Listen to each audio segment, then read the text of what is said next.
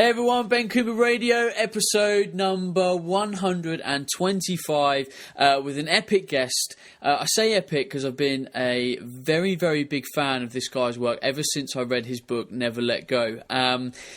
It was kind of a bit of a game changer in terms of my sort of understanding of programming for clients and the training side of my job at the time. Granted, I don't do the coaching aspect of my role anymore, but at the time it was a real introduction in terms of how the industry can overcomplicate training and how we can kind of get bogged down in all the theories and the dogma out there. So hopefully this man is going to simplify some of this and it will spur you to go and buy that book, because I think it's an incredible book.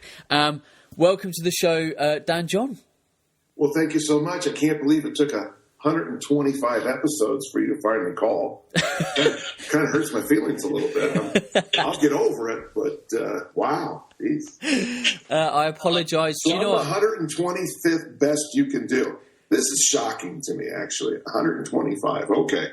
If it makes you feel any better, every other show is a Q&A with me and my co-host. So if you cut that in half, you're about 65th. Okay, so that makes me feel better. Thanks. Okay, great. Dan, there'll be loads of people out there that know who you are, loads that don't. Like, give us the quick, who is Dan John Synopsis? Sure. Born and raised in South San Francisco, California, United States. Grew up in a very athletic family, military and athletic family. So sports was always part of my life. Started lifting weights in 1965 when my aunt died and left us some money. Oh, shoot. My aunt died and left us some money. And so, boy, it's hard to believe when I say it's been 50 years since I started lifting weights. Most of my life I've been in academics and athletics. I taught high school here in the United States for a long time. I've been teaching college since, 1998. And I was a discus thrower. That's what I did best. I also did the Highland Games and Olympic lifting. And I started coaching in 1979.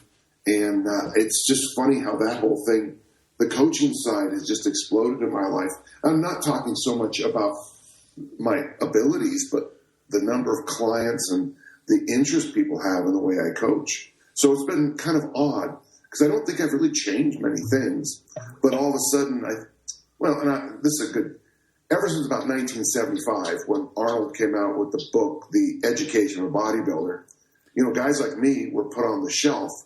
That style of Frankenstein's monster where your body parts, it might work for hypertrophy and looking good on the beach, but it's not going to make you an athlete.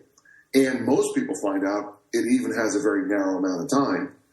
But that dominated the weightlifting and fitness landscape for a long, long time. And I think what happened is a lot of people realized maybe, 15 years ago that, they're having their athletes do an arm day and a leg day, but they couldn't perform out on the field of play. So I think that's kind of where my career exploded, I think. I'll be honest, I love a good arm day, but I am well aware that it's not going to help me perform as an athlete. But at least it will fill them T-shirts of mine. You mentioned that, you kind of like were almost surprised how your methods kind of got sort of big in some reason, because to me, it never really felt like you set out to be a thought leader, to be kind of the guy and a voice of reason in the industry. Why do you think people started to adopt your methods and pay attention to your work? Well, I know that every writer, I know that every coach has these kind of moments. And it's funny because in my case, I think it's 4 articles that I wrote, really. One would have been the article I wrote called on the overhead squat. And I wrote it for a specific audience for a specific reason, but it just exploded outward. And all these idiot bodybuilders are saying, well, I don't do overhead squats because it doesn't help. Well, I know, that's fine. I wouldn't have, if you're a bodybuilder, I wouldn't have you do it either. I'm fine. So that one, I did an article called the Tabata front squat, where I took the work of this guy named Tabata from Japan, and everybody knows what I did was insane, but I adopted it because I was having a problem at Olympic lifting meets following myself in regional and local contests. Very often I would have to clean and jerk, and then now it's 2 minutes, back then it was 3, have to do a heavier clean and jerk, and then very quickly again, a heavier clean and jerk. And I just didn't have that kind of weird conditioning that you need to lift that heavy that fast. So I came up with this idea of doing front squats, Tabata method, and it worked perfectly, far better than I ever thought. But again, specific question, specific answer, and yet it got a life of its own. And then I wrote a thing called the One Lift a Day program for Olympic lifting, and then bodybuilders and powerlifters adopted it, and then a life of its own. And then about a year ago, I wrote a thing on the 10,000 swing challenge, and people now are emailing me if it's legal to do 250 swings in 40 days versus 500 swings in 20 days. And it's like, folks, it's just a workout idea. It's no one cares. Do any damn thing you want. I'm not going to show up and beat the crap out of you because you swung a 24 kilo bell versus a 28 kilo. No one cares. Okay. So I think what happens is I answer specific questions about a specific thing all the time, and yet certain things get a life of their own. A lot of very famous coaches have only had one athlete. And what happens is that athlete's career spins a life of its own 20, 30, 40 years later, and people are still trying to mine, M-I-N-E, the gems of that of what happened with that coach and athlete. Okay. I just lucked out, I think. So, I mean, what we've basically identified already is that you've taken what was a huge amount of confusion in the fitness industry, or maybe not confusion, but a very linear approach to training, and you started to probably throw some, wrenches into the mix to say, well, we seem to be overcomplicating things. Let's look at this movement. Let's look at this lift. Let's look at this style. I see your methods as very simplistic. It's a very basic approach to training for movement and strength compared to what is generally seen in the fitness industry. Why do you think the fitness industry chooses to overcomplicate programming and what we end up doing in the gym? Well, you want the quick answer? Okay, here you go. If you're in nutrition, the best advice you can give your clients is eat protein, eat vegetables, drink water, right? You're not going to make a nickel on that. For recovery, you should get some sleep. 9 hours of sleep. There you go. Go sleep 9 hours. You'll be better. Well, I can't sell. I want you to do the fundamental human movements: push, pull, hinge, squat, loaded carry, and some groundwork for some reasonable sets and reasonable weight. And, kind of do that 3 days. It's just not very sexy. It doesn't sell. But, you got to be very careful when you say my work is very simple. It takes a while from my interns and assistants to figure it all out. When they get to a certain point, all of a sudden one day they start nodding their heads and say, it is kind of simple. And then I'll remind them, it took you 2 years to figure out it was simple. So you have to be a little careful. Making things this easy way to think of it. The two easiest qualities to build in an athlete are flexibility and strength. To get flexible, stretch. To get strong, lift weights. It's that simple. Now, here's the downside. Since they're so simple, everybody else does it. Because the really hard things, strategy, tactics, technique, arousal control, situational things, those are really hard to work on. And yet most of the people I know don't even know those last few things I just said. So I think one of the things that helped me as a strength coach is I'm also a track coach and an American football coach. So I know I just don't have enough time to do everything. So you've got to really spend your time on the things that make you win, not on the things that make you look pretty on the beach. I couldn't agree more.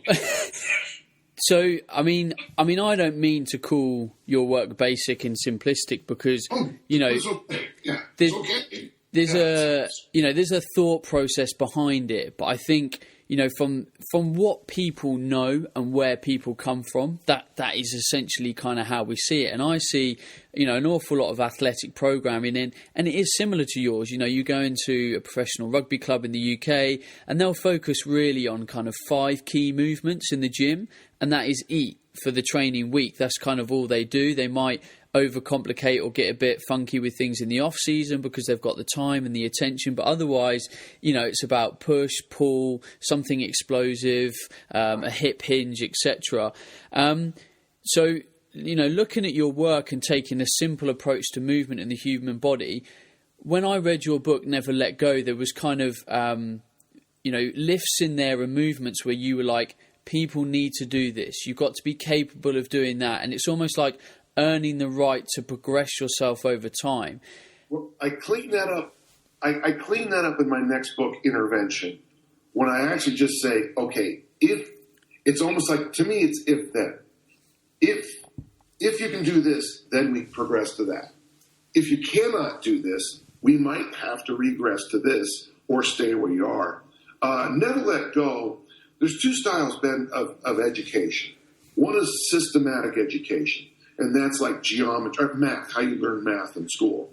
You learn adding, then subtracting, then multiplying, then dividing, then geometry, then you kept piecing it together.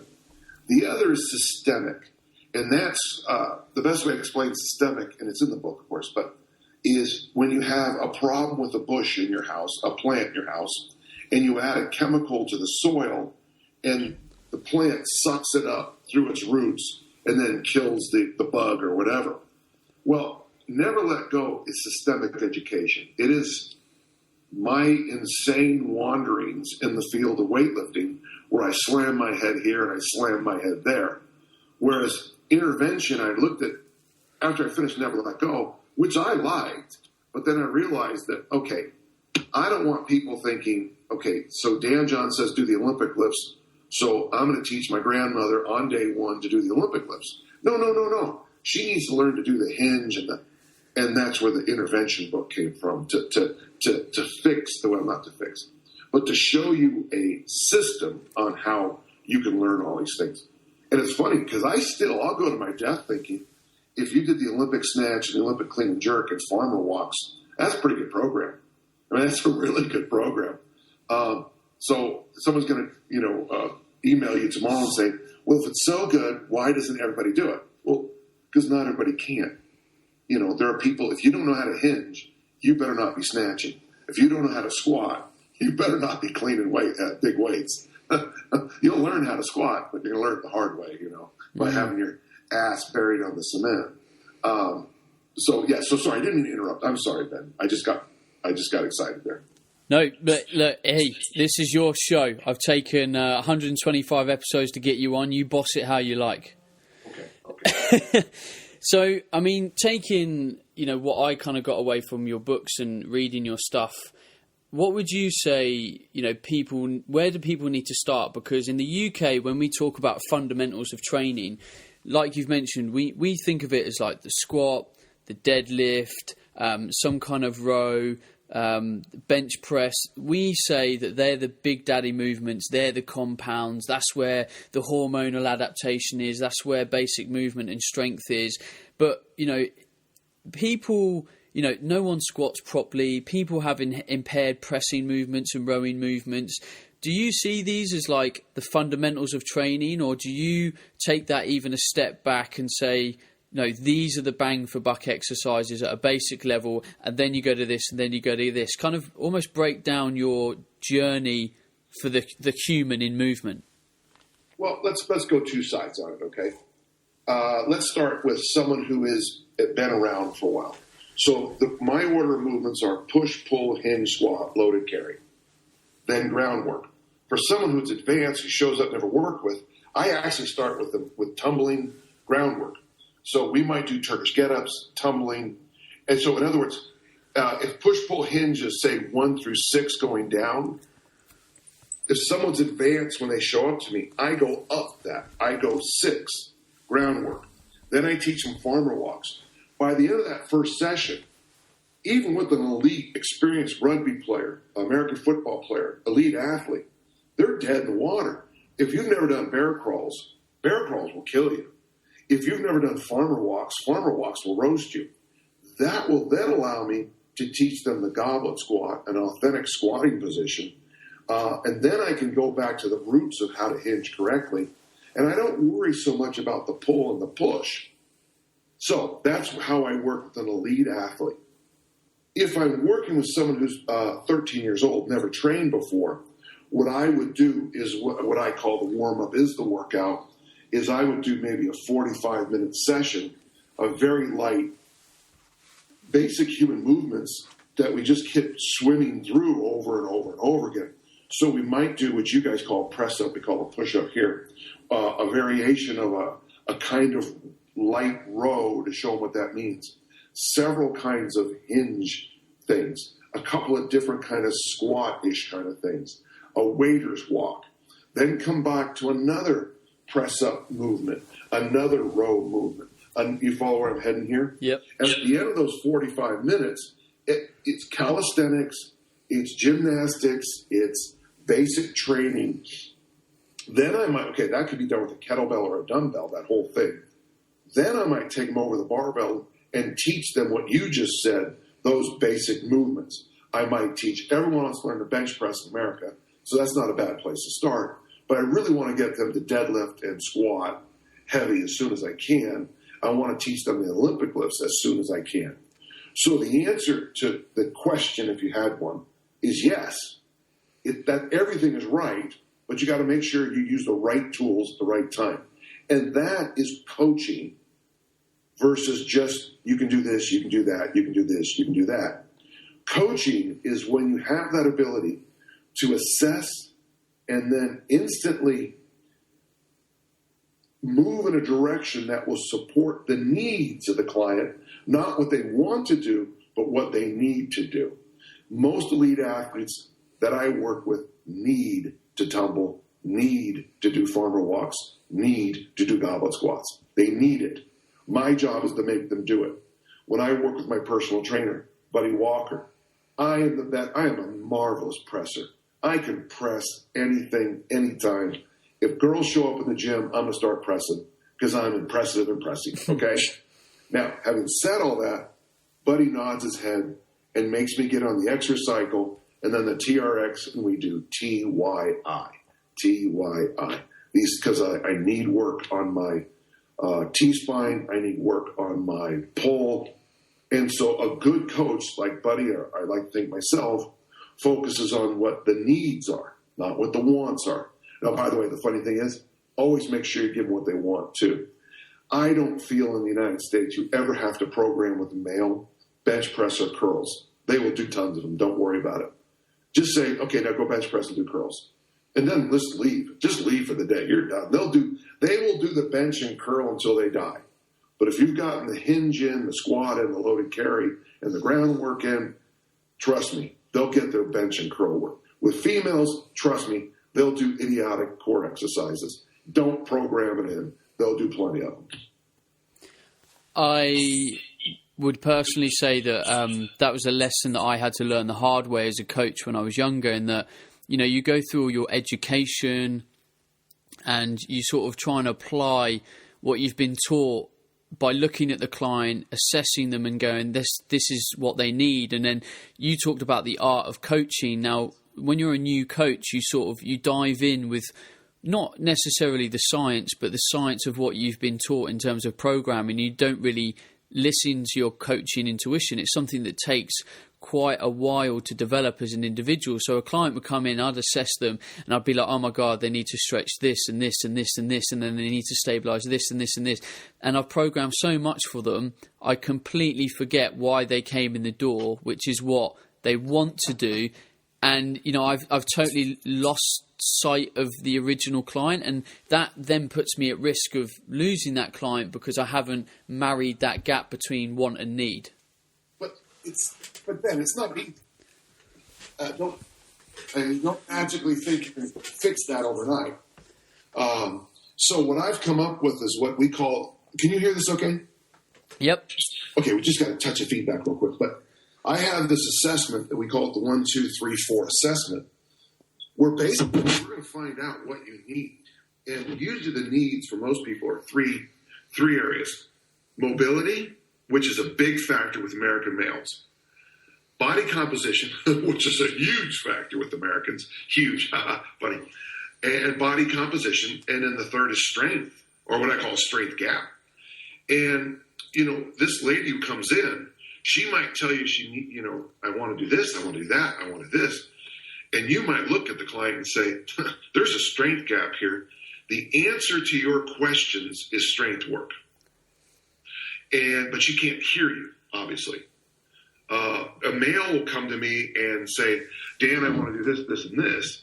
And their gap is mobility. I mean, they're so locked up that they can't sleep through a night. Of course, lack of sleep leads to, body composition issues. You get fat. You don't sleep, you get fat, and you get all that cortisol dump. If I work on your mobility, your body comp will come around. Then you can go and do whatever magic you want to do. So I think what you have to do is you have to be a kind of a master salesman to be a coach. I always say you have to be an entertainer. When I say entertainer, this example I use in my workshop, Coaching 101, is I know a lot of jokes, okay? So many people who are in the fitness industry have a lot of tools. I know people that have kettlebell-only gyms. Well, that's good. Okay, that's good. So the kettlebell, though, in my world, is a tool. The push-up is a tool. The pull-up is a tool. Linear periodization is a tool. Okay? I know jokes. Here, I'm going to tell you a joke. A comedian is someone who strings together an hour plus of jokes, and they flow together, they work together. 45 minutes into the presentation, you're laughing because of a reference to a joke made in minute 2. Well, I think a good trainer is more like a comedian, okay? They have this ability to string together an hour worth of jokes, tools, into a training session. My goal for everybody is to become more like an entertainer. I'm going to use an American reference, but you might know them, Fred Astaire, Gene Kelly, Frank Sinatra. I'm sure you have, Benny Hill. Benny Hill used to sing and dance and do things like that too. But Michael Jackson, though he never did movies, really. Well, he did one called The Wiz, I guess, so that wouldn't count. Sorry. But an entertainer is somebody who can sing and dance, make you laugh, make you cry, inspire you to do great things. And to me, that's what a coach does, okay? I'm not ripping on trainers at all. My point about being a coach is that you have that ability to go, okay, you want to run a marathon. That's great. Your waistline is touching your kneecaps. Maybe we want to, I don't know, before you start running every day, maybe, I don't know, let's look at your diet a little bit. You follow my point? Mm-hmm. So we can attack what they need as much as what they want. And the truth is, and Ben, put this to heart, almost all your clients tell you what they think you want to hear. And let me say it again. Mm-hmm. Most people tell you what they think you want to hear.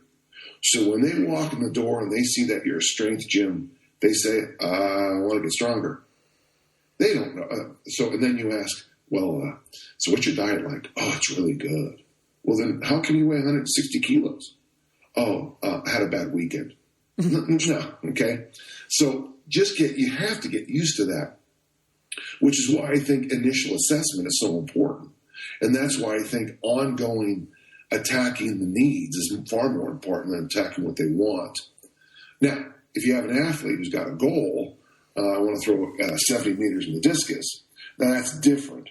But then my job is to say, well, how far are you throwing now? And if they say 35 meters, well, let's get you to 40 meters before we start thinking about 50, 60, and 70, okay? You kind of touched on nutrition there, very briefly, both in a body composition and a simplistic point of view. Now, your work isn't primarily viewed as on a nutritional front, but it's got to kind of fit in somewhere. Again, in the book, you had quite a simplistic little part to play in terms of nutrition. Is that kind of the same? Do you kind of say to people, look, food's really basic, guys. You've got to be hydrated, you've got to hit protein, you've got to eat lots of fruits and veggies, take some carbs at X period of time. How do you cut the nutritional component, especially as you are someone that does teach in quite a high-level environment and a group environment as well? Well, I feel very comfortable on the nutrition side. I have 2 full-time nutritionists who train with me every day. So whenever we talk about something, the discernment process is excellent here at this gym. But, what we've done is we've realized that, you've got in the industry now, you've got paleo and you got vegan, you got Ornish and you got Atkins. All meat, no meat, So what we do is we try to look for that happy middle where every nutritional approach works. And it comes down to this. Everybody says to eat colorful vegetables. That's what we recommend, colorful vegetables. Everybody says don't eat Frankenstein fats. Frankenstein fats are those that are made in the lab. So eat butter, eat your avocados, drink your olive oil. That's great. Get rid of cardboard carbs. Those are carbohydrates that come from boxes and bags. Everyone agrees with that. If we can agree with those 3 things, hey, man, we're in pretty good shape. Was that 3? Yeah, that was 3. And then if you want to go, well, what do I do? Then I say, well, drink water.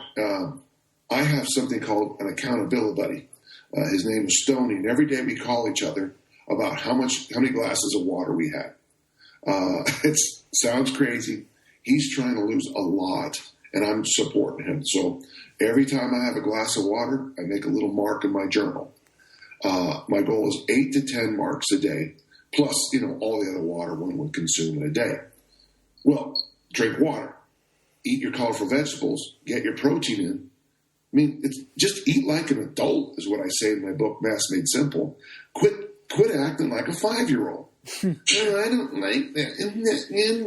Mommy, shut up. Act like a throwing the adjective adult. That's the thing that drives me crazy about. I cannot believe what a generation of pansies we have in this United States right now. Oh, God bless them. I love them. I do. But sometimes it's like, why do you need someone? You got a good grade, so you should reward yourself. You just did your job. I mean, every time I changed my daughter's diaper, I didn't go in and give myself a reward meal. That was my job. Okay? So enough of that. But one thing it does lead us to instantly is how I work in what I call my intentional community. It's right now, I can hear him talking in my gym. Every day at 9:30, I have an open invitation to the entire world to work out with me. And the reason I do that is because, one, I want to give back. Okay, that's how noble and fine of me. But also, I have found through the years, Ben, that working with a different population or different question helps me as a coach. So you show up at my gym and you don't know how to do a hinge, everybody's going to spend the whole day. Our workout becomes hinge dominant and practicing the hinge. And it's great for all of us. If you have mobility issues, it's a mobility day, and it's great for all of us. It has been the most insightful thing I've done probably in my career. It's because each and every workout session is a learning session for me, and I find it amazing. If you own a gym or you're a trainer, I would say maybe you can't do it 5 days a week like I do, but maybe one session a week where it's just open, and you get together in a big circle. You all introduce each other. I'm Dan. Hi, I'm Dan. I'm a Virgo. Hi, Dan. And then everyone goes around, and then you ask at the end, does anybody have a specific need? Someone's going to raise their hand, and that's the direction you go. And I tell you, if you can get challenged once a week with putting together a workout for someone. These people need mobility. These guys need hinge. Great. A hinge mobility workout. What's great about that is that's where I really learned how to teach what we call in the United States the bird dog, the single-side bird dog, and that whole family. Is because we had kind of two opposing problems one day. And as I began to teach it, to teach the movements, my eyes were just, wow, that's it. This is better. What a good idea. So I'm a real big believer in this, Ben. Spot on. Absolutely spot on. And you even threw in a good little tip for trainers there because, you know, you've obviously surrounded yourself in an environment where you just watch and watch and watch and learn off people and the way that they move and stuff. And that's, you know, that's one way to become a fantastic coach is to expose yourself to all different walks of life. So, you know, great tip. So, Dan, I'm aware of your time. I know we didn't have too much to talk today, so we'll kind of end this as a part one to this interview, and we can do a follow-up. Thank you very much for your time. Well, hey, I really enjoyed it. Sorry, I'm just really pressed for time now. I've just got, between the university stuff and these professional athletes I've been working with, that just sprung on me. And it's good. It's what you do, you know. But it just really bit me in the butt time-wise, okay? Don't worry, Dan, you hang up from this show. I'll finish up, and I will see you on part 2 of the podcast sometime. Looking forward to it. Talk soon, okay? So thanks, everyone, and thank you to Dan for being on the show. As usual, look, if you enjoyed being on the show, then please leave us a review on iTunes or Stitcher. Do us the honour of sharing this show on Facebook, Twitter. Let other people find this information because it's going to be valuable to all sorts of people. I will get Dan back on the show for part 2.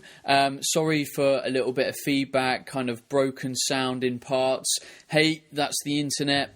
Sometimes when you're phoning in America, things like that happen. So apologies for that. I do try and work hard to get the sound perfect, but it doesn't always happen. Next week, I will be back with Rachel, all being well. And then we will have another guest. It might be Dan, who knows? I'll see what I can square up. But thanks for tuning in, and I'll speak to you all soon. Hey everyone, Ben Cooper Radio, episode number 123. Apologies, Rachel and I were not on last week's show, but I have been moving house, and as I'm sure anyone that's moved house can appreciate, it takes a lot of effort.